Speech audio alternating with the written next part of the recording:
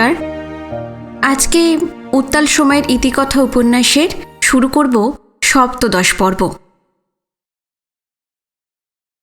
কাল জেফ্রি পয়েন্টের আমিন লা ডিনকে শেখরনাথের চিঠি দিয়ে ফরেস্ট ডিপার্টমেন্টের একটা জিপে পাঠিয়ে দিয়েছিল পরিতোষ বণিক।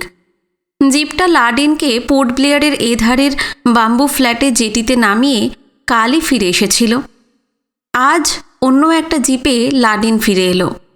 জিপটা সোজা উদ্বাস্তুদের জন্য যে ব্যারাকগুলো তোলা হয়েছে সেখানে এসে থামল। কাল সকালের দিকে জারোয়ারা দল বেঁধে উদ্বাস্তুদের কলোনিতে ভয়াবহ হামলা চালিয়েছিল। শেখরনাথ উদ্বাস্তুদের জমিতে গিয়ে কাজ করতে বারণ করেছিলেন, তাই জমি সাফাই বন্ধ ছিল। উদ্বাস্তুরা ব্যারাকের চারপাশে এধারে ওধারে থোকায় থোকায় বসে বা ঘোরাঘুরি করে দিনটা কাটিয়ে দিয়েছে। আজ কিন্তু জেফ্রি পয়েন্টের ছবিটা অন্যরকম। সকাল হতে না হতেই চা রুটি খেয়ে ছিন্নমূল মানুষগুলো দা কুড়াল কোদাল টোদাল নিয়ে জমিতে নেমে পড়েছে। আসলে জারোয়াদের ভয়টা তারা কাটিয়ে উঠছে। শুধু সকালের দিকেই নয়, দুপুরে খাওয়া দাওয়া চুকিয়ে ফের জমির আগাছা বাছাই শুরু করেছে। এই সাহস দেখানোটা সত্যি বিরাট সুলক্ষণ। বিকেলবেলা বিনয়কে সঙ্গে নিয়ে শেখরনাথ ব্যারাকগুলোর কাছাকাছি রসময় শিলের জমিতে তাদের কাজকর্ম দেখছিলেন। কিন্তু নজর ছিল পূব দিকের পাহাড়ের গায়ে যে পাথর কাটা রাস্তাটা জেফ্রি পয়েন্টের দিকে ঢাল বেয়ে নেমে এসেছে সেই দিকেই। জিপটাকে ব্যারাকের সামনে এসে থামতে দেখে বিনয়কে বললেন, বিনয়, মনে হচ্ছে সুভাষরা চলে এসেছে। লম্বা লম্বা পা ফেলে শেখরনাথরা জিপটার কাছেই চলে এলেন। ততক্ষণে লা ডিন এবং আরও একজন নেমে পড়েছেন। অচেনা আধবয়সী মানুষটি 40-50-এর মতো বয়স, ছিপছিপে বুদ্ধিদীপ্ত চেহারা, মাঝারি হাইট, পরনে ঢোলা ফুল প্যান্ট আর শার্ট, পায়ে চপ্পল, চোখে পুরু ফ্রেমের চশমা। তিনিই যে সুভাষ মজুমদার বিনয় বুঝতে পারল। যে গাড়িটা চালিয়ে এনেছে সেও নেমে পড়েছে। শেখরনাথ বললেন, যাক, তুমি এসে গেছো। ভেবেছিলাম আজ দুপুরের আগে আগেই চলে আসবে, দেখলাম সেটা মিলেও গেল। প্রাচীন বিপ্লবীটির পা ছুঁয়ে প্রণাম করে উঠে দাঁড়ালেন সুভাষ। বললেন, কাল রাহা সাহেব যখন গাড়ি পাঠিয়ে আমাকে তার বাংলোতে ডেকে নিয়ে জানালেন যে যত তাড়াতাড়ি সম্ভব জেফ্রি পয়েন্টে যেতে হবে, আমার কোনো আপত্তি বা অসুবিধা আছে কি না, আমি বললাম যে কোনোটাই নেই। শুধু আমাদের ওই অ্যানথ্রোপোলজিক্যাল ডিপার্টমেন্টের বড় কর্তা ডাক্তার শ্যাম চৌধুরীকে একবার জানাতে হতো। রাহা সাহেব চিঠি লিখে অনুমতি আনিয়ে দিলেন, কিন্তু তখন তো অনেকটা রাত হয়ে গেছে। ততক্ষণে Bamboo Flat Chatham ferry service বন্ধ হয়ে গেছে, আসার উপায় ছিল না। আবার সকালে উঠে যে চলে আসবো তার উপায় ছিল না। আপনি জেফ্রি পয়েন্টের জন্য পার্মানেন্টলি একটা গাড়ি চেয়েছেন। গাড়ি আর ড্রাইভারের ব্যবস্থা করতে রাহা সাহেবের বেশ দেরি হয়ে গেল। তারপর সেই গাড়ি চ্যাথাম জেটিতে এনে স্টিমারে তুলে বাম্বু ফ্ল্যাটে নামাতে বেশ খানিকটা সময়ও লাগলো। এত সব হাঙ্গামার পর তবে আসতে পারলাম। ঠিক আছে, ঠিক আছে, রাস্তায় অনেক ধকল গেছে, এখন চলো আমাদের সঙ্গে। আজ আর তো কিছু করা যাবে না, সন্ধে হতে আর বেশি দেরি নেই। তুমি রাতটা ভালো করে রেস্ট নাও, যা করার কালকে করো। হ্যাঁ, তাই করতে হবে। আচ্ছা, আপনি নিশ্চয়ই বিনয় বসু? বিনয়ের দিকে তাকিয়ে সুভাষ মজুমদার হাত জোড় করলেন। হ্যাঁ, ঠিকই ধরেছেন। নিশ্চয়ই আমার কথা আপনি বিশ্বজিৎ বাবুর কাছে শুনেছেন। হ্যাঁ, আপনি নতুন ভারত কাগজের সাংবাদিক তো। শুনলাম তো আপনার কথাই। আন্দামানের রিফিউজি রিহ্যাবিলিটেশন কভার করতে এসেছেন। বিনয় হাসল, কিন্তু অবাক বিষয় ভাবতে লাগলো, এই মানুষটি কি করে যে জারোয়ারদের সমস্যাটা সুরাহা করবেন কে জানে। শেখরনাথ তাড়া দিলেন, আর এখানে দাঁড়িয়ে থাকা না, চলো চলো, এবার চলো। জিপে অনেক কিছু নিয়ে এসেছি, একবার নামাতে হবে ওগুলোকে। পরিতোষ এবং জেফ্রি পয়েন্ট রিহ্যাবিলিটেশনের বেশ কয়েকজন কর্মী সুভাষ মজুমদারদের দেখে চলে এসেছিল। তারা এতক্ষণ চুপচাপ একধারে দাঁড়িয়েছিল। শেখরনাথ পরিতোষকে বললেন, সুভাষের মালপত্র নামিয়ে আমাদের ঘরে নিয়ে যাবার ব্যবস্থা করো। আর যে ড্রাইভারটা গাড়ি চালিয়ে নিয়ে এসেছে সে পার্মানেন্টলি এখানে থাকবে, তার থাকার অ্যারেঞ্জমেন্টও করে দেবে। আর হ্যাঁ, ওই বিশু ওই জিপটা পাঠিয়ে দিয়েছে, এখন থেকে জেফ্রি পয়েন্ট সেটেলমেন্টের কাজে ওই জিপটা লাগানো হবে। পরিতোষ ব্যস্ত হয়ে পড়ল, বলল, আমি অহনি হগল বন্দোবস্ত করতে আসি। শেখরনাথ বললেন, সুভাষ সেই কখন পোর্ট ব্লেয়ার থেকে বেরিয়েছে, ওর জন্য একটু চা আর খাবার পাঠাও তো, লাডিন আর ড্রাইভারটিকেও দেবে। নির্যাস। শেখরনাথ সুভাষকে নিয়ে তাদের ঘরে চলে গেলেন। বিনয়ও তাদের সঙ্গে সঙ্গে এলো। সুভাষ মজুমদার সম্বন্ধে তার বিপুল আগ্রহ। ঘরে এসে তিনজন ছড়িয়ে ছিটিয়ে তক্তপোষের বিছানা আর চেয়ারে বসে পড়ল। প্রায় সঙ্গে সঙ্গেই পুনর্বাসন দপ্তরের দুজন কর্মী 3-4টে চটের ব্যাগ বোঝাই জিনিস আর একটা চামড়া স্যুটকেস নিয়ে এলো।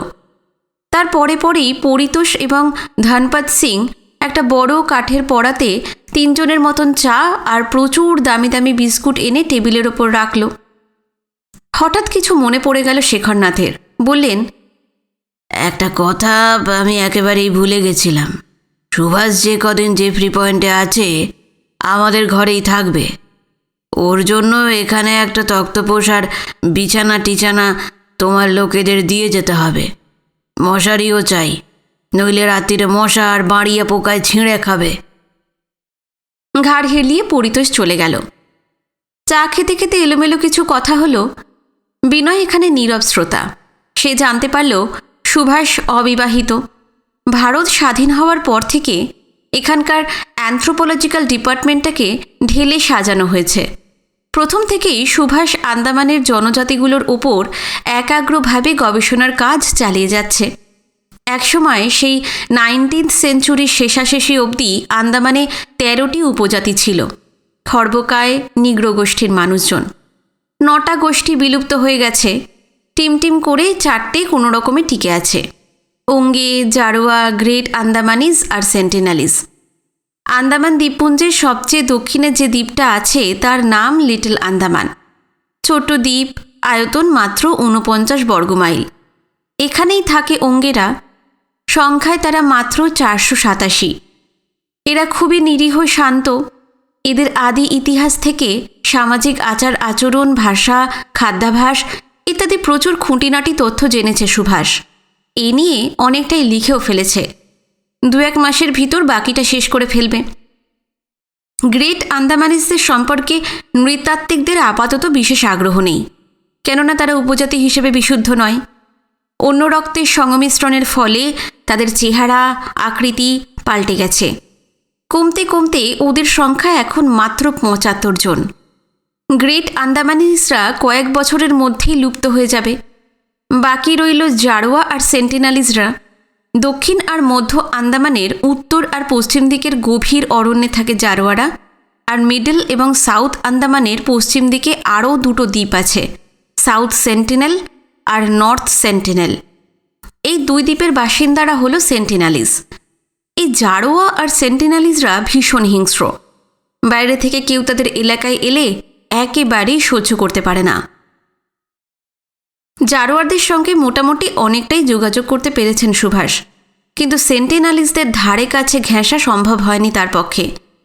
অ্যানথ্রোপোলজিক্যাল ডিপার্টমেন্টের স্টিম লঞ্চ ওই 2টো দ্বীপের কাছে গেলেই সেন্টিনালিজরা ঝাঁকে ঝাঁকে তীর চালাতে শুরু করে। ওদের বিশ্বাসভাজন হয়ে বন্ধুত্ব করে তথ্য জোগাড় করা খুব কঠিন, সেজন্য অনেক সময় লাগবে। এই ধরনের কথাবার্তার ফাঁকে একসময় আসল প্রসঙ্গে চলে এলেন শেখরনাথ। এখানকার কথা তো তুমি নিশ্চয়ই বিশুর কাছে শুনেছ সুভাষ। আমরা খুবই সংকটে আছি। হ্যাঁ, মিস্টার রাহার কাছে আমি সবই শুনেছি, আর সেই জন্যই তো আমার এখানে আসা। দেখো সুভাষ, যেভাবে জারোয়ারা হামলা চালাচ্ছে তাতে জেফ্রি পয়েন্ট সেটেলমেন্টের পক্ষে ভীষণ ক্ষতিকর। আমরা কিন্তু তোমার দিকেই তাকিয়ে আছি। আমি সাধ্যমতো চেষ্টা করব। আসলে কি জানেন কাকা, অনেক দিন আগে ইংরেজরা জারোয়াদের জঙ্গলি বর্বর তকমাত লাগিয়ে 37 জনকে ধরে এনে এই পোর্ট ব্লেয়ারের এবারডিন মার্কেটের সামনে লাইন দিয়ে দাঁড় করিয়ে গুলি করে মেরেছিল। সেই থেকে বংশ পরম্পরায় সভ্য জগতের মানুষজন দেখলেই ওরা ক্ষেপে ওঠে। গুলি করে যে ইংরেজরা মেরেছিল তা আমি জানি সুভাষ, কিন্তু সেই কারণে এত বছর বাদেও ওদের বংশধরেরা রাগ পুষে রেখেছে সেটা আমার জানা ছিল না। তাছাড়া রাগের আরও একটা বড় কারণ তো আপনি জানেন। হ্যাঁ জানি, জঙ্গল রিক্লেম করে ওদের এরিয়া ছোট করে দেওয়া হচ্ছে। কিন্তু তুমি একবার ভাবো সুভাষ, যে এই ডিপি ফ্যামিলিগুলো যে কলকাতা থেকে আসছে, জঙ্গল নির্মূল না করলে এরা জমি পাবে কি করে? এতগুলো মানুষের রিহ্যাবিলিটেশন হবেই বা কী করে? এই ব্যাপারটা তো অস্বীকার করা যায় না। তবু আমি জেদ ধরেছিলাম যে উত্তর দিকটা বাদ দিয়ে পূর্ব আর পশ্চিম দিকের জঙ্গলগুলো কাটা হোক। কোনো মতেই আমি রাজি করাতে পারিনি। আন্দামান অ্যান্ড নিকোবর আইল্যান্ডসের অথরিটির কথায় যুক্তি আছে আমি জানি, কিন্তু জারোয়াদের শান্ত করতে না পারলে তো মহাবিপদ। সুভাষ মজুমদার হাসলেন। সেই জন্যই তো আপনি আমাকে এখানে ডেকে এনেছেন। আমার দিক থেকে চেষ্টার কিন্তু কোনো ত্রুটি হবে না কাকা। বিনয় এবার বলল, কিন্তু ওদের শান্ত করতে হলে তো আগে ওদের কাছে যেতে হবে। হ্যাঁ, তা তো যেতেই হবে বিনয়, নইলে বোঝাবো কি করে? কিন্তু আপনি কি বলতে চাইছেন আমি বুঝতে পারছি। জারোয়ারা সোকল্ড সিভিলাইজড পিপলকে তাদের ত্রিসীমানায় ঘেঁষতে দেয় না, তাই তো? হ্যাঁ, মানে আমি তো তাই জানি। আমাকে ওদের সঙ্গে দেখা করে কথা বলতেই হবে। কিন্তু আপনি কি ওদের ভাষা জানেন? হ্যাঁ, বলতে পারো অনেকটাই জানি। বিমূঢ়ের মতন তাকিয়ে থাকে বিনয়। তার মনোভাবটা আন্দাজ করে নিয়ে সুভাষ মজুমদার বললেন, স্বাধীনতার কয়েক বছর আগে সেই ইংরেজ আমলে দুটো জারোয়া ছেলেকে ব্রিটিশ পুলিশ ধরে ফেলেছিল। না না, সেই 19th সেঞ্চুরিতে জারোয়াদের যেভাবে মার্ডার করা হয়েছিল সেভাবে এদেরকে মার্ডার করা হয়নি। অ্যানথ্রোপোলজিক্যাল স্টাডির জন্যই ছেলে দুটো তখন 10-12 বছর বয়স ছিল, তখন ওদেরকে নিকোবর আইল্যান্ডে নিয়ে রাখা হয়। আমি পোর্ট ব্লেয়ারে আসার পর নিকোবরে গিয়ে ওদের সঙ্গে দেখাও করেছি। কাজ চালানোর মতন ইংরেজি সেই আমলের অ্যানথ্রোপোলজিস্টরা ওদের শিখিয়েছিলেন। জঙ্গলে প্রায় অর্ধ উলঙ্গ হয়ে থাকতো, নিকোবরে প্যান্ট শার্ট পরতো। এদের সঙ্গে প্রথম দিকে একটানা আমি 4 মাস কাটাই, তারপর কিছুদিন পর পর যেতাম। এখনও অন্য সব কাজের ফাঁকে সময় পেলেই চলে যাই। জঙ্গলে যেসব আদিবাসীরা থাকে তাদের আমরা তথাকথিত সভ্য জগতের মানুষ, জঙ্গলি, অসভ্য এইসব তকমা দিয়ে থাকি। কিন্তু তুমি বিশ্বাস করবে না বিনয়, ছেলে দুটো যথেষ্ট মেধাবী, খুব ইন্টেলিজেন্ট। নিকোবরের একটা স্কুলে তারা এখন পড়ছে। যে কোনো বিষয় চট করে ধরে ফেলতে পারে, আর মেমোরি যথেষ্ট শার্প।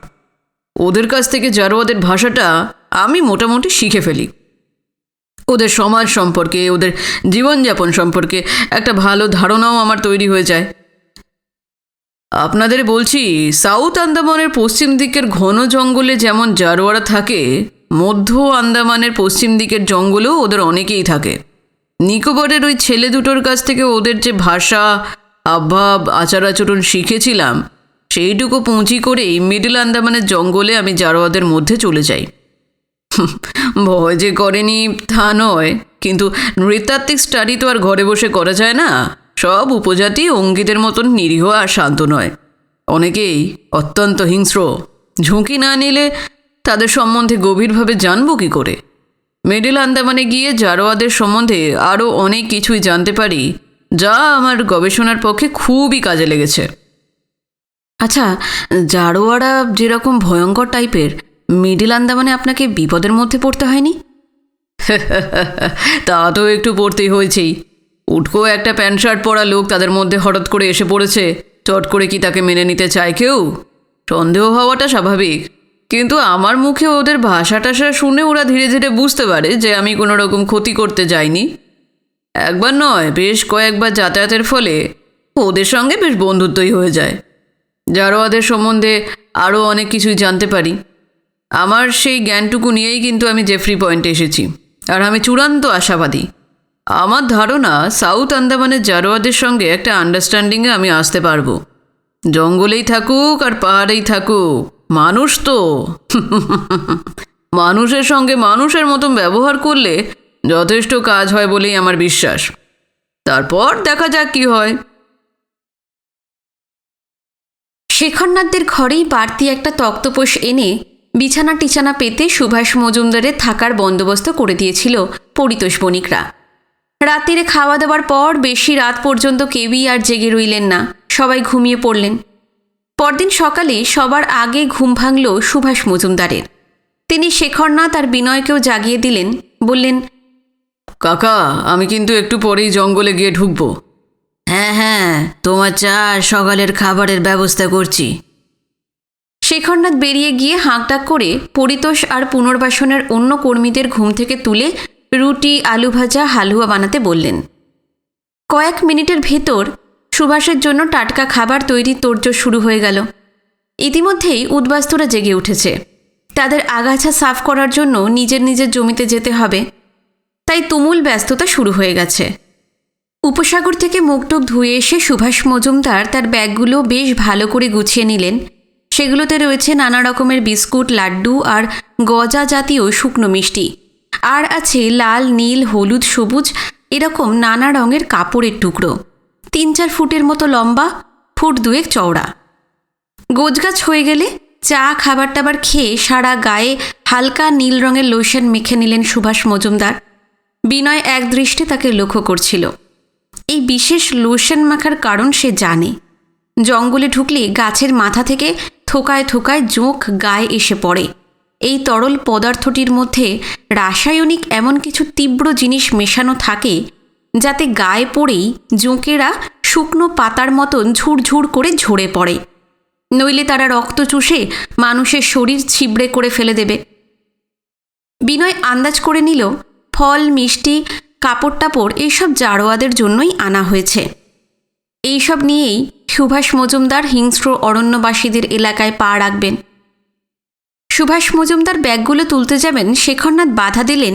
না না না, এই লাডিনা ধনপদ্দের ডাকছি, পেরিমিটার রোড পর্যন্ত তারাই ওগুলো নিয়ে যাবে, তোমাকে বইতে হবে না। পেরিমিটার রোড অবধি, কেননা তারপর জেফরি পয়েন্টের কারোর এমন বুকের পাঁটা নেই যে জারোয়াদের চৌহদিতে গিয়ে ঢুকতে পারে। ডাকাডাকি করে লাডিনদের আনানো হলো। শেখরনাথের নির্দেশে তারা 3টে ব্যাগ কাঁধে তুলে নিল। এবার সোজা উত্তর দিকে যেতে হবে। সবার আগে আগে শেখরনাথ, বিনয় এবং সুভাষ মজুমদার, তাদের পিছনে পরিতোষ এবং পুনর্বাসনের কর্মীরা। উদ্বাস্তুরা লম্বা লম্বা ব্যারাকগুলোর এধারে দাঁড়িয়ে চা, রুটি টুটি খাচ্ছিল। শেখরনাথদের, বিশেষ করে সুভাষ মজুমদারকে দেখে তাদের খাওয়া বন্ধ হলো। কালই সারা জেফরি পয়েন্টের উদ্বাস্তুরা জেনে গেছে এই চরম দুঃসাহসী অকুতভয় মানুষটি তাদেরই জন্য প্রচণ্ড বিপদের ভয়কে উড়িয়ে দিয়ে জারোয়াদের বোঝাতে জঙ্গলে যাবেন। খাবার দাবার ফেলে তারাও দল বেঁধে পিছু পিছু চলল। কারোর মুখে টুঁ শব্দটি নেই। 250-300 মানুষ নিঃশব্দে পা ফেলছে শুধু। পাহাড় জঙ্গলে ঘেরা বিশাল এই জেফরি পয়েন্ট জুড়ে অনন্ত স্তব্ধতা নেমে এসেছে। অথচ আন্দামানের এক কোণে এই দুর্গম ভূখণ্ড অন্য দিন সকাল হতে না হতেই সরগরম হয়ে ওঠে। পেরিমিটার রোড অবধি এসে সবাই থমকে দাঁড়িয়ে পড়ল। উঁচু উঁচু টঙগুলোতে যে পুলিশরা দিবারাত্রি নজরদারি চালায়, তারা পর্যন্ত অবাক বিস্ময়ে সুভাষ মজুমদারকে দেখছে। সুভাষ মজুমদার লাডিনদের কাছ থেকে ব্যাগগুলো নিলেন। কাপড়ের ব্যাগটা কাঁধে ঝুলিয়ে নিলেন আর 2 হাতে অন্য 2টো ব্যাগ। তারপর সবার দিকে তাকিয়ে একটু হাসলেন, বললেন, চলি তাহলে, আপনারা ভয় পাবেন না, আশা করি সব ঠিক হয়ে যাবে। তিনি সামনের দিকে পা বাড়ালেন। বিনয়ের সমস্ত শরীর আমূল কেঁপে গেল। সুভাষ বলেছেন, কার নিকোবরে 2টি জারোয়া ছেলের সঙ্গে ঘনিষ্ঠভাবে মেলামেশার সুযোগ পেয়েছেন। মিডিল আন্দামানে গিয়েও কাজ করেছেন তিনি, কিন্তু এর আগে কখনো দক্ষিণ আন্দামানের, বিশেষ করে এই জেফরি পয়েন্ট অঞ্চলের জারোয়ারদের সঙ্গে যোগাযোগ করেননি বা করার সময় পাননি। এখানকার জারোয়ারা হয়তো তাকে দেখা মাত্রই দূর থেকে ঝাঁকে ঝাঁকে তীর ছুঁড়তে থাকবে কিংবা অন্য কোনোভাবে হামলা চালাবে। গভীর অরণ্য থেকে হয়তো কোনো দিনই তার আর ফেরা হবে না। পূর্ব পাকিস্তানের উদ্বাস্তুদের নিদারুণ সংকট থেকে বাঁচাতে এসে তার প্রাণটাই না চলে যায়। কাল বিকালেই এখানে এসেছেন সুভাষ মজুমদার। একটা রাত কাটিয়ে চলে গেলেন উত্তর দিকের জঙ্গলে। কতটুকুই বা দেখেছে তাকে বিনয়। পরার্থে নিজের জীবনকে সঁপে দেবার অজস্র কাহিনী নানা বইয়ে সে পড়েছে, শুনেওছে, কিন্তু এই প্রথম একজনকে স্বচক্ষে দেখল প্রায় নিশ্চিত মৃত্যুকে তুচ্ছ করে মহা বিপজ্জনক এক অভিযানে চলেছেন। উৎকণ্ঠাটা শতগুণ হয়ে বিনয়ের হৃৎপিণ্ডে যেন চাই চাই পাথরের স্তূপের মতন চেপে বসতে থাকে। জঙ্গলে ঢুকে গলার স্বর অনেক উঁচুতে তুলে চিৎকার করে কিছু বলতে বলতে সুভাষ মজুমদার এগিয়ে যেতে লাগলেন। এইসব ভাষা এর আগে কখনো শোনেনি বিনয়। প্রতিটি শব্দই অত্যন্ত দুর্বোধ্য।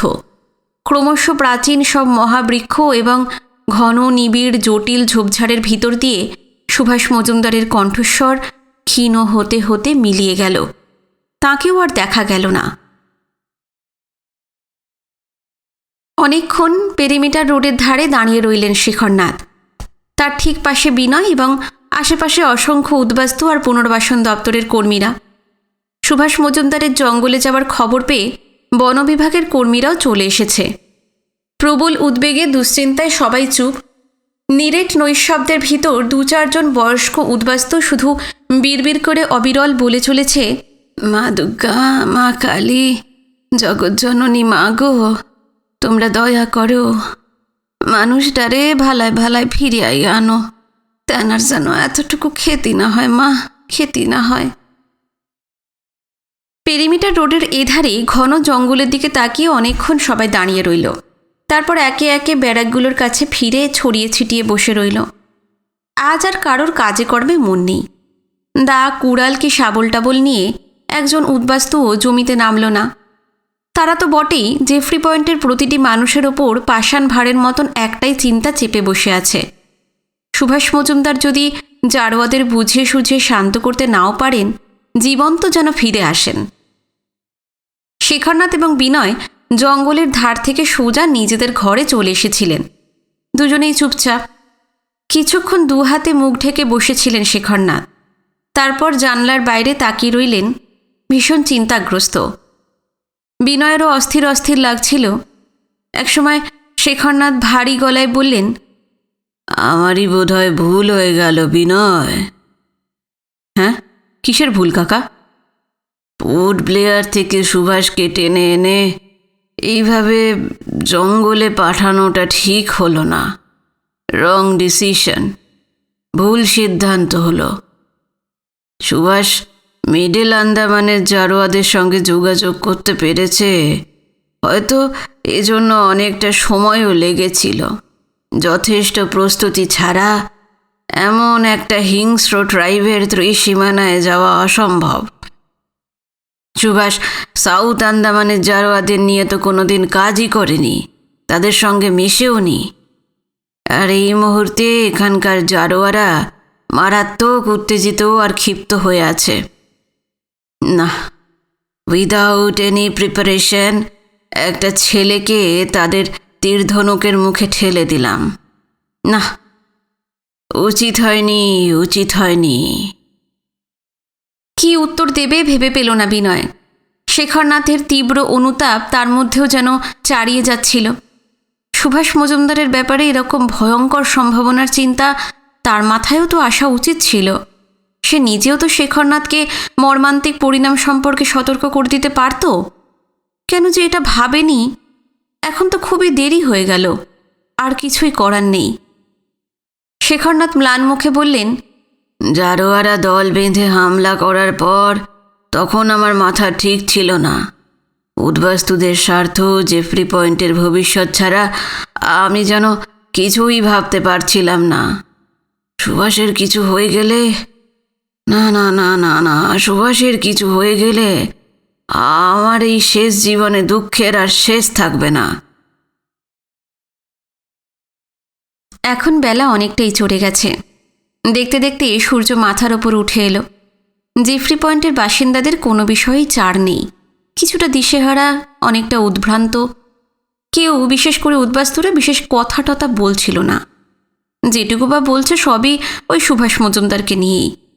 এরই মধ্যে সমুদ্রে গিয়ে তারা স্নান টান করেছে, কোনো রকমে একটু আধটু খেয়েছে। শেখরনাথ এবং বিনয়ও তাই। বেলা যখন অনেকটাই হেলে পড়ল, সূর্য পশ্চিম আকাশের ঢাল বেয়ে নেমে যাচ্ছে দ্রুত। পাহাড়ের মাথায় বিশাল বিশাল প্যাডক আর দিদু গাছগুলোর ছায়া দীর্ঘ হচ্ছে। সেই সময় শেখরনাথ বললেন, সেই কখন ছেলেটা জঙ্গলে ঢুকেছে, এখনো তো ফিরল না। মনটা ভীষণ উতলা লাগছে। না, ঘরে আর বসে থাকতে ইচ্ছে করছে না। এক কাজ করা যাক, চলো আমরা ওই পেরিমিটার রোড পর্যন্ত যাই। বলে পায়ে চটি গলিয়ে বেরিয়ে পড়লেন শেখরনাথ। বিনয়ও তার সঙ্গে সঙ্গে চলল। একসময় উদ্বাস্তুদের ভাগ বাটোয়ারা করে দেওয়া জমিগুলোর ওপর দিয়ে পেরিমিটার রোডের কাছে চলে এলেন শেখরনাথ আর বিনয়। উদ্বাস্তুরাও ব্যারাকগুলোর কাছাকাছি থোকায় থোকায় দাঁড়িয়ে বা বসে কথা বলছিল, তারাও পেছন পেছন চলে এসেছে। উৎকণ্ঠা তো তাদেরও কিছু কম নয়। টঙের মাথায় বুশ পুলিশের দলটা গভীর জঙ্গলের দিকে তাকিয়ে নজরদারি চালাচ্ছিল। শেখরনাথ গলার স্বর উঁচুতে তুলে ডাকলেন, এই মাসুদ, এই জগপাত। হ্যাঁ চাচাজি। সুভাষকে কি দেখা যাচ্ছে? नहीं चाचा जी, सुबह सुबह मजूमदार साहब तो जंगल घुसा था, बहुत दूर चला गया। कहाँ गया कुछ पता नहीं। ও, তা জারোয়াদের কি দেখতে পাচ্ছ? नहीं चाचा जी, आज আর ওরা রিফিউজ সেটেলমেন্টের দিকে আসেনি। ভারী চিন্তা হচ্ছে। মজুমদার সাহেব ইতনা আচ্ছা আদমি, রিফিউজদের জন্য জান বাজি রেখে ও খতরনাক জারোয়াদের কাছে চলে গেল। উপরওয়ালার মেহরবানিতে তিনি ফিরে আসুন। শেখরনাথ আর কিছু বলল না। ওধারের কাছাকাছি একটা টঙের মাথা থেকে জগপত সিং বলল, 1 ঘন্টার ভেতর अंधेरा নেমে যাবে চাচাজি। अंधेर में जंगल तो बहुत ही खतरनाक। রামজি কিষণজি মজুমদার সাহেবকে জলদি জলদি ফিরিয়ে আনুন। জগপত ঠিকই বলেছে। অন্ধকারে জঙ্গলের ভেতরটা খুবই বিপজ্জনক। দক্ষিণ আন্দামানের পশ্চিম দিকে মাইলের পর মাইল জুড়ে গভীর অরণ্য। আন্দামানের এই অরণ্য এতটাই দুর্ভেদ্য যে দিনের বেলাতেও সূর্যালোক সেখানে পৌঁছয় না। বাঘ ভাল্লুক সিংহের মতন হিংস্র জন্তু নেই, মারাত্মক বিষধর সাপের সংখ্যাও কম, তবে অজস্র কান খুঁজরা চারিদিকে ঠিক ঠিক করছে। এই সরীসৃপগুলো সাপের চেয়ে কম ভয়াবহ নয়। সূর্য পশ্চিম দিকের আড়ালে এখন অনেকটা নেমে গেছে। রোদের রং মরা মরা ফ্যাকাশে। সন্ধে নামতে আর দেরি নেই। পেরিমিটার রোডের এধারে শতিনেকের মতন মানুষের উৎকণ্ঠা যখন চরম সীমায় পৌঁছেছে, সবাই যখন সুভাষ মজুমদারের ফেরার আশা ছেড়ে দিতে চলেছে, সেই সময় তিনি বাঁ দিকের বুশ পুলিশের টঙের পাশ দিয়ে ধুঁকতে ধুঁকতে জেফ্রি পয়েন্ট সেটেলমেন্টে চলে এলেন। ক্লান্ত বিধ্বস্ত, তার ওপর দিয়ে জঙ্গলের ভেতর সারাটা দিন যে প্রচণ্ড ঝড় বয়ে গেছে তার ছাপ সুভাষের সমস্ত শরীর জুড়ে। তবে এটা ঠিক, তিনি সম্পূর্ণ অক্ষত। যে ব্যাগগুলো নিয়ে জঙ্গলে ঢুকেছিলেন সেগুলো আর দেখা যাচ্ছে না। আশ্চর্য, মুখে কিন্তু হাসি লেগেই আছে। আন্দাজ করা যাচ্ছে যে উদ্দেশ্য বা মিশন নিয়ে তিনি সকালবেলা জঙ্গলে ঢুকেছিলেন তা সফল হয়েছে। শরীর বিপর্যস্ত হলেও তাই মুখমণ্ডলে পরিতৃপ্তির হাসি। বাঁ দিকের টঙের চূড়ো থেকে মাসুদ জান চেঁচিয়ে বলল, अल्लाह मेहरबान, अल्लाह मेहरबान, राम जी किशन जी का कृपा है, राम जी किशन जी का कृपा है। বুকের ভেতর থেকে উতলে আসা আবেগে ঠোঁট দুটো থরথর করে কাঁপছে শেখরনাথের। কণ্ঠমণিটা ওঠানামা করছে অবিরল। দৌড়ে গিয়ে তিনি সুভাষ মজুমদারকে বুকের ভিতর জড়িয়ে ধরলেন। কথা বলার চেষ্টা করছিলেন, কিন্তু গলার স্বর আর ফুটছিল না।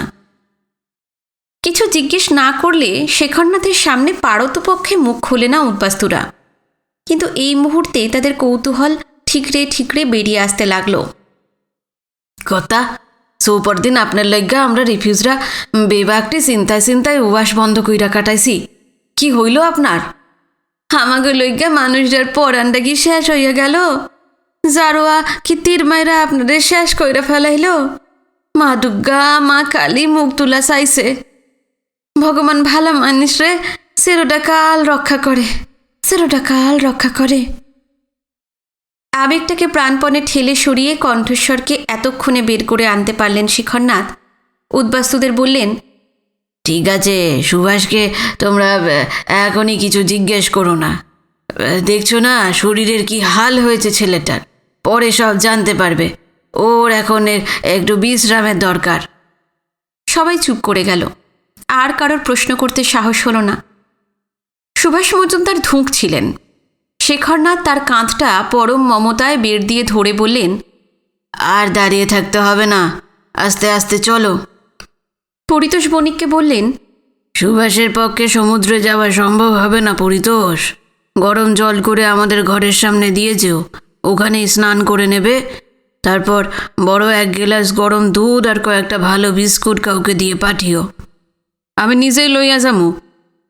রাতের খাবারের ব্যবস্থাটাও আজকে একটু তাড়াতাড়ি করো। সারাটা দিন ছেলেটা জঙ্গলে জঙ্গলে ঘুরেছে, কিছুই খাওয়া হয়নি। ঘরে নিয়ে যাবার পর অনেকক্ষণ জিরিয়ে নিলেন সুভাষ মজুমদার। এর মধ্যেই গরম জল এসে গিয়েছিল। ভালো করে স্নান করে নিলেন তিনি। জলে এক আশ্চর্য জাদু আছে, যা শরীরকে সুস্থ করে তোলে। পোশাক টোশাক পাল্টে সুভাষ যখন বিছানায় গিয়ে বসলেন, প্রায় সঙ্গে সঙ্গেই দুধ বিস্কুট এসে গেল। তার খাওয়া দেখে বোঝাই গেল সমস্ত দিন তার পেটে কিছুই পড়েনি। গভীর আগ্রহে শেখরনাথ সুভাষের দিকে তাকিয়েছিলেন। জিজ্ঞেস করলেন, এখন কি একটু ভালো লাগছে সুভাষ? হ্যাঁ কাকা, খুবই ভালো লাগছে এবার। তা জারোয়াদের সঙ্গে যোগাযোগ হলো তোমার? হ্যাঁ কাকা, অনেক কষ্টে হলো। আমাকে তো ওরা চেনে না, নেহাত ওদের ভাষাটা জানতাম, তাই আমি প্রাণে বেঁচে গেছি। আপনি তো জানেন, ওরা সিভিলাইজ ওয়ার্ল্ডের কাউকে বিশ্বাস করে না। রিফিউজি সেটেলমেন্টের জন্য যে জঙ্গল কাটা হচ্ছে, ওরা কিন্তু ভীষণ ক্ষিপ্ত। ওরা চায় গাছ কাটা বন্ধ করে এই বাইরের লোকজন সবাই যাতে চলে যায়, একজনও যাতে এখানে না থাকে। আমারও তাই মনে হয়েছিল, বিশুদ্ধর আমি সেই কথাই বলেছিলাম। এটা সত্যি বড় সমস্যা, কিন্তু আমি জারোয়াদের বুঝিয়েছি যে তাদের কোনো ভয় নেই। যাদের জন্য জঙ্গল কাটা হচ্ছে তারা তোমাদের কোনো ক্ষতি করবে না, তাদের ওপর হামলা তোমরা চালিও না। কিন্তু কি বলুন তো কাকা, কতদূর বুঝেছে কি জানি। মনে হলো যে আপাতত জেফ্রি পয়েন্টে তারা চড়াও হবে না। কিন্তু কিন্তু কি, ট্রাইবাল পিপল তো, এদের মতিগতি বোঝা ভার। কখন যে কি করে বসবে আগে থেকে আঁচ করা মুশকিল। তাই এখানকার মানুষজন যারা মেনল্যান্ড থেকে এসেছে তাদের সতর্ক থাকতে হবে সব সময়। খুব মুশকিল হলো। তার মানে সমস্যাটার পুরোপুরি সুরাহা হলো না। আমি একটা কথা ভাবছি। হ্যাঁ বলো। কয়েকটা দিন আমি এখানে থেকে যাব। যদি তার মধ্যে ওরা সেটেলমেন্টে ফের হানা না দেয় বুঝবো, আর গোলমাল বাঁধাবে না। যদি এমনটা হয় আবার আমাকে জঙ্গলে ঢুকতে হবে। শেখরনাথের চোখ মুখ উজ্জ্বল হয়ে উঠল। বললেন, তুমি জেফ্রি পয়েন্টের একটা বড় বল ভরসা। যতদিন ইচ্ছে এখানে থেকে যাও, উদ্বাস্তুদেরও সাহস তাতে বাড়বে। দিন চারেক জেফ্রি পয়েন্টে কাটিয়ে পোর্ট ব্লেয়ারে ফিরে গেছেন সুভাষ মজুমদার। যে জিপটি সেটেলমেন্টের জন্য বিশ্বজিৎ রাহা স্থায়ীভাবে পাঠিয়েছেন, সেটার চালক হলো হরগোবিন্দ। মাঝবয়সী এই লোকটার বাড়ি ছিল বিহারের ছাপড়া জেলায়। একসময় কালাপানির সাজা নিয়ে আন্দামানে এসেছিল। 2 বছর শান্তশিষ্ট হয়ে থাকার পর ম্যারেজ সার্টিফিকেট পেয়ে একটি তামিল কয়েদি মেয়েকে বিয়ে করে সাদিপুরে গিয়ে সংসার পাতে। তারপর থেকেই তার গৃহপালিত সুখের জীবন। ব্রিটিশ আমলে ট্রান্সপোর্ট ডিপার্টমেন্টে চাকরি পেয়েছিল। দেশ স্বাধীন হওয়ার পর ইন্ডিয়া গভর্নমেন্ট তাকে সেই একই নকরিতে বহাল রেখেছে। সে এখন পুনর্বাসন দপ্তরের অধীনে। লোকটি খুবই বিনয়ী, ভদ্র। কল্পনাই করা যায় না একদিন ঠান্ডা মাথায় দুটো খুনের মতন মারাত্মক অপরাধ করেছে। দেশের মূল ভূখণ্ড থেকে 800-900 মাইল দূরের এই বিচ্ছিন্ন দ্বীপপুঞ্জে স্ত্রী এবং বাসস্থান আর ঘর সংসার তার জীবনটা আমূল পাল্টে দিয়েছে। হরগোবিন্দ সুভাষ মজুমদারকে ব্যাম্বু ফ্ল্যাটের জেটিতে পৌঁছে দিয়ে ফিরে এসেছে। সুভাষ ওখান থেকে পোর্ট ব্লেয়ারের লঞ্চে উঠবেন। এই আশ্চর্য নৃতাত্ত্বিকটির কথা যখনই বিনয় ভাবে, তার মন অসীম শ্রদ্ধায় ভরে যায়। দুর্জয় সাহস তো আছেই, তার চেয়ে অনেক বেশি তার মধ্যে যা রয়েছে তা হলো মানুষের প্রতি অফুরান ভালোবাসা। নইলে মৃত্যু প্রায় নিশ্চিত জেনেও কেউ কি ভয়াবহ জারোয়াদের এলাকায় ঢুকে পড়তে পারে? জীবনে 4 জন মানুষকে দেখল যাদের স্মৃতি আমৃত্যু, শেষ নিঃশ্বাসটি ফেলা পর্যন্ত সে ভুলবে না। তাদের একজন হলেন রাজদিয়ার ফাদার লারমোর। চারিদিকের গ্রামের মানুষজন যাকে লালমোহন বাবা কি লালমোহন সাহেব বলে ডাকত। 46-এর রাজদিয়া অঞ্চলের দাঙ্গা থামাতে গিয়ে তার মৃত্যু হয়। হাজার হাজার মাইল দূরের ইউরোপ থেকে ঢাকা জেলার রাজদিয়ায় এসে এই দেশ এবং দেশের মানুষকে তিনি আপন করে নিয়েছিলেন। অখণ্ড বাংলাই ছিল তার দ্বিতীয় স্বদেশ। দ্বিতীয় মানুষটি হলেন মামুদপুরের আফজাল হোসেন। জীবনের অনন্ত ঝুঁকি নিয়ে তিনি তাকে এবং ঝিনুককে একটি নৌকোয় পদ্মা পার করে তার পাশে স্টিমার ঘাটায় পৌঁছে দিয়েছিলেন। তৃতীয়জন হলেন সুভাষ মজুমদার আর চতুর্থজন হলেন শেখরনাথ। দেশের জন্য একসময় যে নিজেকে সঁপে দিয়েছিলেন। সেলুলার জেল থেকে বেরিয়েও নিজের স্বার্থে সুখ স্বাচ্ছন্দ্যের আরামবিলাসের চিন্তাকে কখনো ত্রিসীমানায় ঘেঁষতে দেননি। এই চারজনের চিন্তা চারিদিক থেকে বিনয়ের মাথায় ঢুকে যাচ্ছিল। হঠাৎই আফজাল হোসেনের কথা মনে পড়তেই তীব্র অপরাধ বোধে ভিতরে ভিতরে কুঁকড়ে গেল সে। তার পাশে স্টিমার ঘাটায় গোয়ালন্দের স্টিমারে তাকে আর ঝিনুককে তুলে দিয়ে বারবার আফজাল বলেছিলেন কলকাতায় পৌঁছেই যেন তাকে অবশ্যই চিঠি লেখে বিনয়।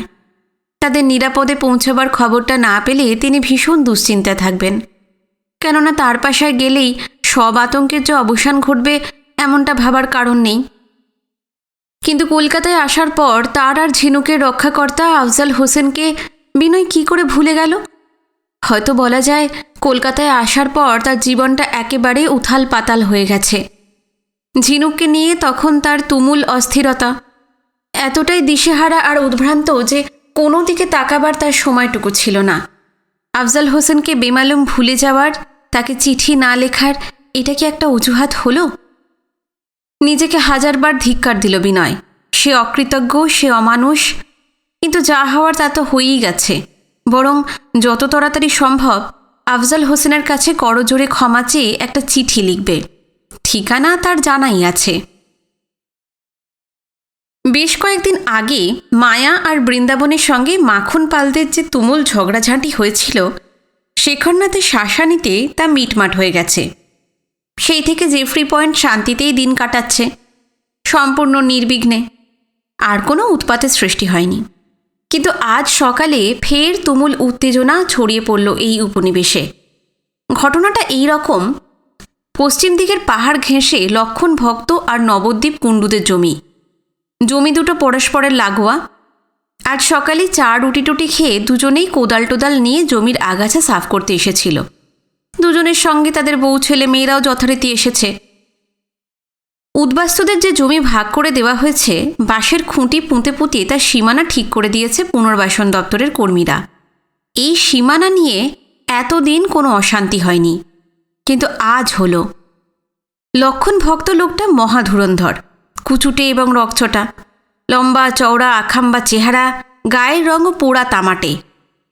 লক্ষণের বউয়ের আঁটোসাঁটো মজবুত গড়ন, ছিঁড়িছাদহীন মুখ চোখ, তার দিকে তাকালে লহমায় টের পাওয়া যায় ছুতো নাতায় ছবল মারার জন্য সে ফণা তুলে দাঁড়াতে পারে।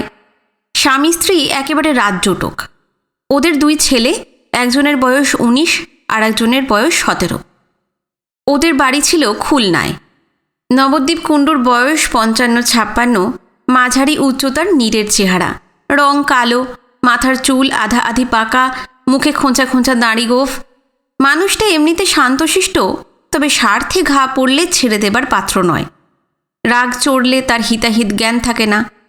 তার স্ত্রীও বেশ লম্বা, বেশ ফর্সা, 50-এর মতন বয়স হলেও পাতলা ছিপছিপে গড়ন। চুলে তেমন পাক ধরেনি, এমনিতে চুপচাপ সোজাসাপটা মনে হয়, কিন্তু খেপে গেলে সেও রণরঙ্গিনী হয়ে উঠতে পারে।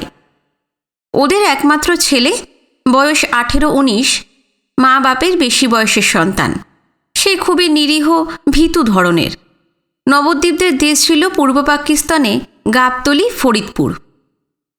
আজ দা কোদাল টোদাল নিয়ে জমিতে আসতে নবদ্বীপদের একটু দেরি হয়ে গিয়েছিল।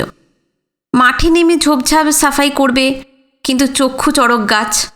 নজরে পড়ল তাদের জমির পূব দিকের সীমানা বরাবর যে বাঁশের খুঁটিগুলো 15 হাত পরপর পুঁতে দিয়েছিল কর্মীরা, সেগুলো আর সেই জায়গায় নেই। প্রায় 10 হাতের মতো তাদের জমি ভিতরে ঢুকে এসেছে, অর্থাৎ পূব দিকে যতদূর অবধি নবদ্বীপদের জমি মেপে দেওয়া হয়েছিল তার 10 হাতের মতন এলাকা বেদখল হয়ে গেছে। আল না থাকায় এই হলো বিপদ। এত বিরাট একটা অংশ যে হাতছাড়া হয়ে যাবে, প্রাণ থাকতে কি তা কেউ মেনে নিতে পারে? আজ খুঁটি 10 হাত ঢুকেছে, কাল পরশু তা যে 15-20 হাত ঢুকবে না, জোর দিয়ে কি তা বলা যায়? শুরুতেই খোয়ানো জমি উদ্ধার করা দরকার। কিছুক্ষণ তীক্ষ্ণ দৃষ্টিতে নবদ্বীপ লক্ষ্য করল।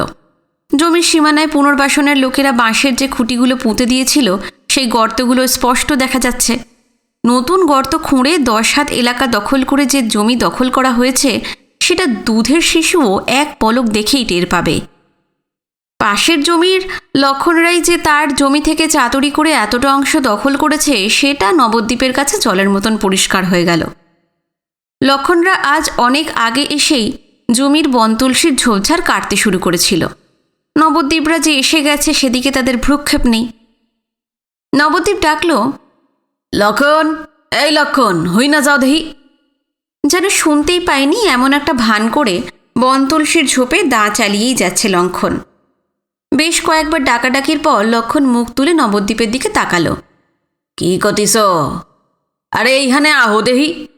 ওখানে যেতে হবে কেন? হ্যাঁ, যা কওয়ার কতি পারো। এই কুকর্মটা করলো কেডা? কি কুকর্মের কথা কতিস? হ্যাঁ, আমার জমিনে কেডা ক্ষুধা হান্ডাইছে? চোখ পিটপিট করে লক্ষণ নিপাট ভালো মানুষের মতন মুখ করে বলল, এই কথা আমারে জিগতিস কেন? তুমি যেন ভাজা মাছখান উল্টাইয়া খাইতে জানো না? ইতিমধ্যেই লক্ষণের বউ আর 2 ছেলে এগিয়ে এসেছে। লক্ষণ কিন্তু চটাচটি করল না, বলল, কি বরর বরর করতিস? তোমার জমিনে কেডা ক্ষুধা হান্ডাইবে, তার হিসাব কি আমারে রাখতে হব? নবদ্বীপের বউ আর ছেলে পাশেই দাঁড়িয়ে রয়েছে। জনবল লক্ষণের চেয়ে কিছু কম হলেও খুব একটা কম নয়। নবদ্বীপের মাথায় রক্ত চড়ে গিয়েছিল, কপালের দুপাশের রগগুলো সমানে দপদপ করছে। সে চিৎকার করে উঠল, রাখতে হইব। কেনে রাখতে হব? তোমার জমিন নিয়ে আমার মাথা ব্যথাটা কিসির? হন লক্ষণ, আমি হুজুত করতে চাই না। ভালা স্বাস্থ্য যেহানকার খুঁটা হেইহানে লইয়া কুইপা রাখ। কি কতিস? সরকারি আমিন জমিন মাপি খুঁটা যেহানে যেহানে পুঁতি দেছে, ওখানেই তো আছে। এইখানে আছে? কুত্তার চাও, আইস বিহানে আমাকে জমিনে আইতে দেরি হইছে, আর তোরা গোষ্ঠী শুদ্ধ আগে আগে আইয়া খুঁটে গুলান আমার জমিনে হান্দাইয়া দিছস। আল্লাহ মন্দির পুত, আমার জমিন শয়তানি কইরা লিবি আর আমি চোখ বুঝে থাহুম? অহনি খুঁটি উঠা। ওর এখান কি চাওয়াল, আমাকে রে গালি দিতিস? অনেক সহ্যি করছি, এবারই তোর বুক সিরে রক্ত খাবো নে। আবার কথা কয় আমি খানকির পুত, তুই তোর হক গোল গোষ্ঠীরে খানকিতে জন্ম দিছে। 2 পক্ষে কুৎসিত গালাগালি খিস্তি খেউরের আদান প্রদান চলতে লাগলো। ওদিকে লক্ষণের বউ, ছেলেরা এবং নবদ্বীপের বউ, এমনকি তার ভীতু ছেলেটাও নীরব দর্শক হয়ে দাঁড়িয়ে থাকল না। তারাও রণাঙ্গনে নেমে পড়ল। 2 শত্রুপক্ষের তুমুল চিৎকার চেঁচামেচিতে জেফ্রি পয়েন্টের শান্ত সকালটা যেন খান খান হয়ে যেতে লাগলো। নবদ্বীপের গলা ক্রমশ আরও চড়ছিল। খুডা উঠাইয়া লইয়া যাবি কিনা সিধা কথাখান জানতে চাই আমি। না, উঠবি না, নাইলে কি করুন দেখবি লক্ষণ। আমরা ফরিদপুইরা মানুষ, চাইতা গেলে পিড়তেম তুলফার কইরা পালাইতে পারি। মুখটা তাচ্ছিল্যে বাঁকিয়ে চুড়িয়ে শরীরের বিশেষ একটা প্রত্যঙ্গের দিকে আঙুল বাড়িয়ে কদর্য একটা ইঙ্গিত করল লক্ষণ। বলল, তুই আমার এগুলান সিরবি আর কসু করতে পারবি না। নিজের বউ আর ছেলের দিকে তাকিয়ে নবদ্বীপ বলল, পুঙ্গির ভয়, খারাইয়া খারাইয়া দেখোস কিটা, খুঁড়াগুলান তুইলা ওই হালাগো হাত গোহানে হান্দাইয়া দে। হুকুম পাওয়া মাত্রই কাজে লেগে গেল নবদ্বীপের বউ আর ছেলে। না, লক্ষণদের বিশেষ অঙ্গটিতে খুঁটি প্রবেশ করিয়ে দেবার হঠকারিতা করল না তারা, হয়তো সাহসে কুলোল না। তবে বাঁশের টুকরোগুলো উপড়ে আগের জায়গায় পুঁততে গেল। কিন্তু শুভকর্মে বাধা পড়ল। লক্ষণও চুপচাপ দাঁড়িয়ে থাকার বান্দা নয়। সেও গলার স্বর 7 পর্দার ওপরে তুলল, খবরদার, হুঁশিয়ার কইরে দিতেছি, কেউ খুঁড়ায় হাত দিবি তো জানে বাস্তি হবে না। আমরাও খুলনা জেলার লোক, রক্তগঙ্গা বইয়ে দিবা। নবদ্বীপ বলল, আরে শয়তানে চাও, আমাগো ফরিদপুইরা গো রক্ত দেখাস না, তোর পুরা গোষ্ঠী আজ নিপাত করুম। আশেপাশের জমিতে অন্য উদ্বাস্তুরাও দা কুড়াল চালাচ্ছিল। এতক্ষণ তারা নিষ্পৃহ মুখে নিজের কাজ করে যাচ্ছিল। এরকম ঝগড়া ফ্যাসাদ জেফরি পয়েন্টের ডিপি ফ্যামিলিগুলোর মধ্যে প্রায়ই বাধে। কিছুক্ষণ চেঁচামেচি উত্তেজনা হয়, তারপর সব মিটমাট হয়ে যায়। কিন্তু লক্ষণ আর নবদ্বীপদের মধ্যে যা শুরু হয়েছে তাতে যে কোনো মুহূর্তে একটা রক্তারক্তি কাণ্ড ঘটে যেতে পারে। তাই আর নিরাসক্ত থাকা গেল না। উত্তর দক্ষিণ পূব দিকের জমিগুলোতে যারা কাজ করছিল তারা হইচই করে উঠল। এই করতে আসো কিডা? নিজে গো মধ্যে মায়ের দাঙ্গা ঠিক কাম না। এই লক্ষণ ভাই, চুপ যাও নবদ্বীপ ভাই, যা হয়েছে মিটাইয়া লও। দেশ সাইরা এত দূরে এই আন্ধারমান দ্বীপি আইয়া কাইজা কুইজা বাধাইয়া লাভ হান কি? 14 পুরুষের দেশ গেছে, ভিটা গেছে, মাটি গেছে, আমরা রিফিউজিরা যদি মিলেমিশে না থাকি একেবারে তো শেষ হইয়া যামু। কিন্তু কে শোনে কার কথা? সৎ পরামর্শ কানে তোলার মতন অবস্থায় লক্ষণরা আর নবদ্বীপরা কেউ নেই। অসহ্য ক্রোধে এবং উত্তেজনায় দাঁতে দাঁত ঘষতে ঘষতে চিক্কুর ছাড়ল লক্ষণ। আমাগের নিপাত করবি? দেখি মায়ের দুধ কয়সের খাইছো। খানকি সাওয়াল না হলি আগুই আয়, তোর পোঙায় কত রস হয়েছে দেখিয়ে দি। আয় আয়। নবদ্বীপের শরীরে ফরিদপুরি রক্ত আরও তপ্ত হয়ে ওঠে। সে একেবারে উন্মাদ হয়ে ষাঁড়ের মতন গর্জন ছেড়ে লক্ষণের দিকে ধেয়ে যায়। এর পরিণাম যে কী হতে পারে তা খেয়াল থাকে না। খুলনা জেলার রক্তের তেজও এতটুকু কম নয়। লক্ষণ চকিতে একটা বাঁশের খুঁটি তুলে নিয়ে আক্রমণ হানার জন্য তৈরি হয়ে নিয়েছে। নবদ্বীপ নাগালের মধ্যে আসার সঙ্গে সঙ্গেই সে খুঁটিটা তার মাথায় শরীরের সবটুকু শক্তি দিয়ে বসিয়ে দেয়। কপালের দিকটা চড়াত করে দুফালা হয়ে ফিনকি দিয়ে রক্ত বেরিয়ে আসে। আঁক করে একটা শব্দ মাত্র বেরোয় নবদ্বীপের গলা থেকে। পরক্ষণেই কাটা কলা গাছের মতন মাটিতে আছড়ে পড়ে সে। রক্তে ভেসে যেতে থাকে চারিদিক। আর তখনই নবদ্বীপের বউ আর ছেলে চিৎকার করে উঠল, হায় রে, মাইরা ফেলাইল রে, মাইরা ফেলাইল মানুষরা রে। কাছে দূরে চারপাশের জমি থেকে তুমুল শোরগোল উঠতে লাগলো। দা কুড়াল ফেলে উদ্বাস্তুরা লক্ষণ আর নবদ্বীপের জমির দিকে দৌড়ে আসতে লাগলো। সুভাষ মজুমদার ভরসা দিয়ে গিয়েছিলেন আপাতত কিছুদিন জারোয়াদের দিক থেকে জেফরি পয়েন্টে অশান্তির ভয় নেই। তবু তিনি চলে যাওয়ার পর রোজই ভোরে বিনয়কে সঙ্গে করে পেরিমিটার রোডের কাছে চলে আসেন শেখরনাথ। কারণ আশ্বাস দেওয়ার সঙ্গে সঙ্গে এইটুকুও স্পষ্ট জানিয়েছিলেন, জনজাতির মানুষজনের মতিগতি সবসময় একরকম থাকে না। মেজাজ বিগড়ে গেলে কখন কি করে বসবে তার ঠিক নেই। জেফরি পয়েন্টের সবাইকে তাই সতর্ক থাকতে হবে। শেখরনাথের তাই প্রথম কাজটা হলো পেরিমিটার রোডে এসে বুশ পুলিশের কাছে খোঁজ খবর নেওয়া। তারপর ফিরে গিয়ে সমুদ্রে মুখটুক ধুয়ে চা রুটি টুটি খেয়ে ফের উদ্বাস্তুদের জমিতে জমিতে চক্কর দেওয়া। আজও পেরিমিটার রোডে এসে বুশ পুলিশের একটা টঙের তলায় দাঁড়িয়ে বন্দুকধারী সিপাইয়ের সঙ্গে কথা বলছিলেন শেখরনাথ। আমি নেমে এসে বলছি চাচা। না না, তোমাকে আর নামতে হবে না। আপনার তকলিফ হবে চাচাজি? আমার কিচ্ছু হবে না, তুমি ওখান থেকেই বলো। हाँ चाचाजी, तमाम रात আমি ডিপটি দিয়েছি। আজ 8 বাজে থিরুমাল আएगा, তব তক আমি এখানেই থাকবো। দিনভর থিরুমালের ডিপটি আছে। সারা রাত তো পাহারা দিয়েছো, কোনো গন্ডগোল কি নজরে পড়েছে? নেই চাচাজি, জরওয়ারা এদিকে আসেনি। কদিন ধরে তাদের দেখাও যাচ্ছে না। अब বহু দূরে জঙ্গলের ভেতর তারা কোথায় আছে। ঠিক আছে, তাও একটু খেয়াল রেখো। লায়েক আলী কি একটা জবাব দিতে যাচ্ছিল, হঠাৎই উদ্বাস্তুদের জমিগুলো থেকে প্রচণ্ড শোরগোল ভেসে এলো। চমকে পেছনে ফিরতেই শেখরনাথ আর বিনয়ের চোখে পড়ল অনেকটা দূরে প্রায় 100 খানেক উদ্বাস্তু জড়ো হয়ে চিৎকার করে কি যেন বলছে। একসঙ্গে সবাই চেঁচাচ্ছে, তাই আর একটা বর্ণও বোঝা যাচ্ছে না। তবে ওখানে মারাত্মক কিছু একটা ঘটেছে তা আন্দাজ করা যাচ্ছে। উৎকণ্ঠিত শেখরনাথ নিজের মনেই যেন বললেন, আবার ওখানে কি হলো? চলো তো বিনয়, লায়েক, তুমি তোমার ডিউটি দাও, আমরা যাচ্ছি। লম্বা লম্বা পা ফেলে প্রায় দৌড়েই লক্ষণ আর নবদ্বীপের জমিতে চলে এলেন শেখরনাথরা। উদ্বাস্তুদের জটলাটা বৃত্তাকারে ঘিরে ধরে সমানে হইচই করে চলেছে। তাদের চোখে মুখে প্রবল উত্তেজনা, সেই সঙ্গে আতঙ্ক। কি হয়েছে দেখি দেখি, সরো সরো, সবাই সরো। দেখেন বড় কর্তা, নিজের চৌকি দেখেন। এবার চোখে পড়ল নবদ্বীপের রক্তাক্ত বেহুঁশ দেহটা মাটিতে কাত হয়ে পড়ে আছে। তার মুখ রক্তে মাখামাখি শুধু নয়, চারপাশে চাপ চাপ থকথকে রক্ত।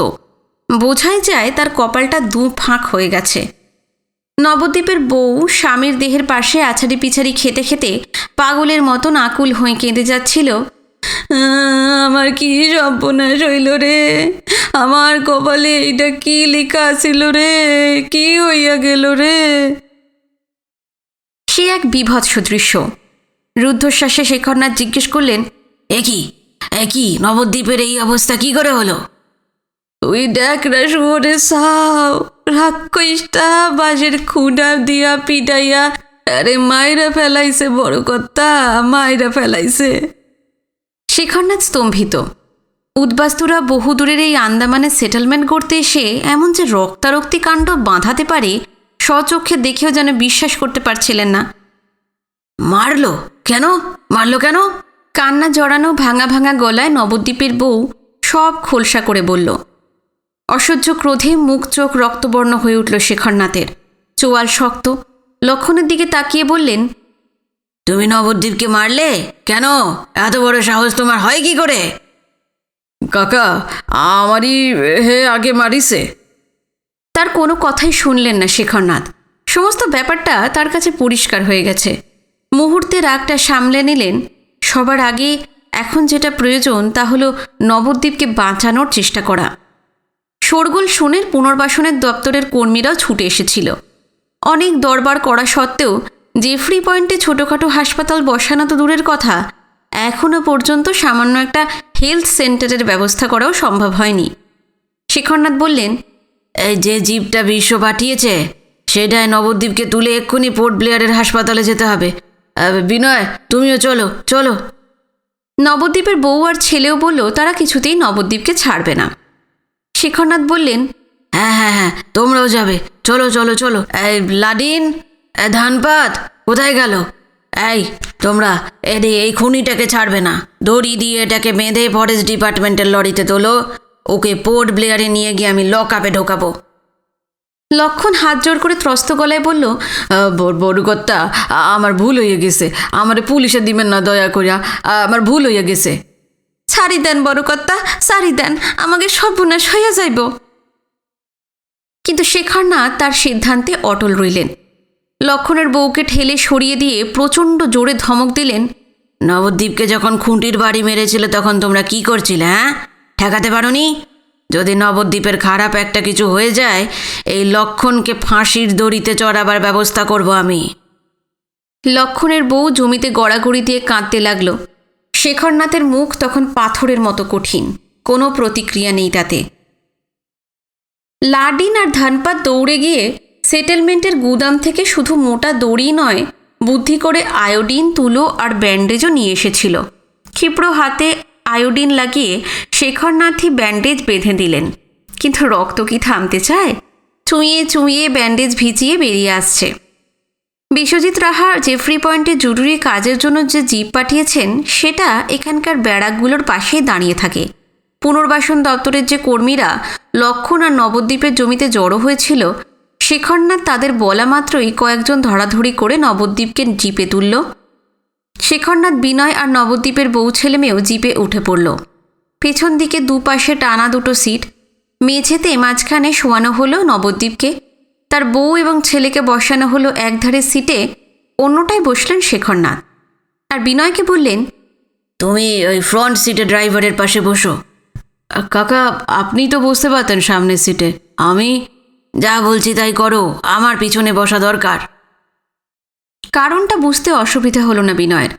নবদ্বীপের বউর কান্নার বিরাম নেই, ডুকরে ডুকরে কেঁদেই চলেছে। ছেলেটাও কাঁদছে, তবে তত জোরে নয়।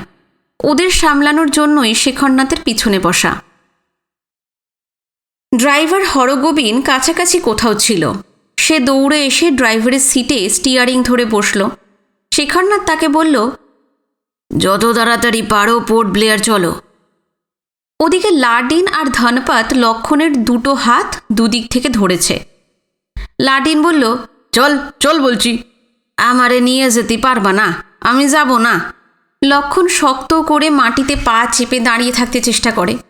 এদিকে তার বউও গলা ছেড়ে কাঁদতে কাঁদতে একটানা বলে যাচ্ছিল, ওরে নিয়ে যাবা না দাদারা, থানায় নিয়ে যাবা না। কিন্তু কে শোনে কার কথা? 50-55 বছরেও অসীম শক্তি ধনপতের। লক্ষণ তার সঙ্গে পারবে কেন? হ্যাঁচকা টান মারতে মারতে তাকে পাহাড়ের দিকে নিয়ে যেতে থাকে। ওখানেই ফরেস্ট ডিপার্টমেন্টের বড় বড় ট্রাকগুলো দাঁড়িয়ে থাকে। জেফ্রি পয়েন্টে বন বিভাগের চার্জে আছে আজিব সিং। এখানকার জঙ্গলে ফেলিংয়ের তদারক করার দায়িত্ব তার। সেখানে পৌঁছে হাঁকডাক শুরু করে দেয়। এ অজিব সিং, অজিব সিং, কী চাই রে? তোমাদের একটা ট্রাক দিতে হবে, আমরা বাম্বু ফ্ল্যাট যাব, বহুত জরুরি। ওহ, তুই বললেই ট্রাক মিলবে, যা ভাগ। अरे चाचा जी दीते बोले छन, जल्दी करो। ओ चाचा जी ने बोला है, ठीक है ठीक है। एक तो ड्राइवर भी चाहिए। বন বিভাগের ছোট ব্যারাকটার দিকে মুখ ফিরিয়ে অজিব সিং হাঁক দিল। अरे ए भरुआ, जल्दी निकला, अभी बम्बू फ्लैट जाना पड़ेगा, ट्रक लेके। ভাড়ুয়া নামের চালকটি আধময়লা বেঢপ পাজামা আর ঢলঢলে ডোরাকাটা জামা গায়ে চড়িয়ে বেরিয়ে এলো। পায়ে রংচটা চপ্পল, শিরিঙ্গে কাটকাট চেহারা, বয়স 35-36 হবে। 3-4টে ট্রাক দাঁড়িয়েছিল একধারে। তার একটার দিকে আঙুল বাড়িয়ে আজিব বলল, ওইটা নিয়ে যা। ভাড়ুয়ার মুখ থেকে একটা শব্দও নির্গত হলো না। নিঃশব্দে ট্রাকে উঠে স্টিয়ারিং ধরে বসে পড়ল। ওদিকে খোলা পাটাতনে লক্ষণকে টেনে তোলা হলো। তার দুপাশে বসল লাডিন আর ধনপত। লক্ষণের বউ ছেলেরা ঊর্ধ্বশ্বাসে চিৎকার করতে করতে চলে এসেছে। অন্যদিক দিয়ে শেখরনাথদের জিপটাও এসে গেল। লক্ষণের বউ কাঁদতে কাঁদতে বলেই চলেছে, উনারে পুলিশে দিবা না, দিবা না। জিপের ভেতর নবদ্বীপের বউ এদিকে সমানে কেঁদে চলেছে। দুই নারীর বিলাপ চলছে অবিরল। শেখরনাথ গলার স্বর উঁচুতে তুলে দুই গাড়ির ড্রাইভারকেই বলল, গাড়ি চালিয়ে দাও। জিপ চলেছে আগে আগে, পিছনে লেজুরের মতন বন বিভাগের বিশাল ট্রাক। কয়েক মিনিটের ভিতর পাহাড়ি রাস্তার একটা বাঁক ঘুরে দুটো গাড়ি অদৃশ্য হয়ে গেল। পিছনে লক্ষণের বউয়ের বিলাপ ক্ষীণ হতে হতে মিলিয়ে যায়। দুটো গাড়ি পরপর ছুটছে তো ছুটছেই। একধারে খাড়া পাহাড়, অন্যদিকে খাদ। খাদ এবং পাহাড়ে আদিকালের প্রাচীন সব জঙ্গল। যেদিকে যতদূর নজর যায় কোনো মানুষজন নেই, সমস্ত কিছুই নিঝুম। আর সেই নৈশব্দকে চিরে চিরে নবদ্বীপের বউয়ের একটানা কান্না চলছেই।